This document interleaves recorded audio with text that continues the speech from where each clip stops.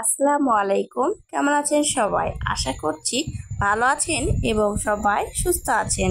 তো আরেকটি নতুন ভিডিও নিয়ে আপনাদের সামনে চলে আসলাম।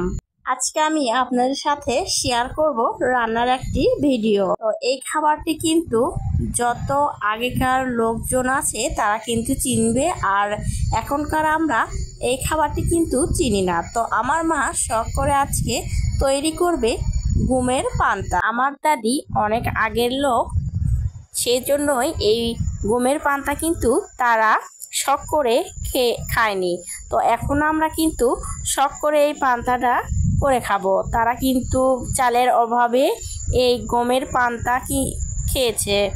তো আজকে আমার আম্মা বললো আমরা আজকে একটু শখ করে খাই।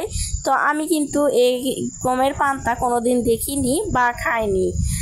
আমার মতো কে কে এই গমের পান্তা আপনারা দেখেননি অবশ্যই কমেন্ট সেকশনে গিয়ে জানাবেন। ফার্স্টে আমার আম্মু এখানে গমগুলো ভালো করে ঢেকে দিয়ে কিন্তু ছেটে নিয়েছে। তারপরে এখানে পাতিলে করে ধুয়ে তুলে দিল। তারপরে এগুলো ভালো করে সিদ্ধ করে নেবে। এই তো সিদ্ধর পরে দেখতে পাচ্ছেন সকালে এই পান্তাগুলো আমি প্লেটে বেড়ে দিচ্ছিলাম আর বলছিলাম এটা কিন্তু একবারে দেখতে ভাতের পান্তার মতোই হয়েছে। কেউ দেখে কিন্তু প্রথমে বলবে না যে এটা গমের। তো এই খাবারটার সঙ্গে আমি এই পাশ দিয়ে বলছিলাম যে কি করা যায়। পরে আমি এখানে আলু ভর্তা করে দিচ্ছিলাম।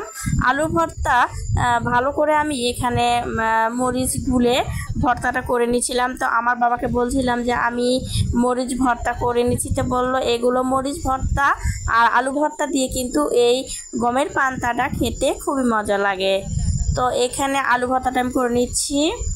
এই খাবারটা যেহেতু শখ করে আমার আম্মা করেছে, তো পাশে যারা যারা আছে তাদেরকেও কিন্তু এই খাবারটা আমার আম্মু কিন্তু দিয়ে দিচ্ছে, যে অনেক দিন পর, প্রায় অনেক বছর পরেই এই খাবারটা কিন্তু সে রান্না করেছে। তো অল্প করে হলেও সবাইকে একটু একটু করে দিচ্ছিল।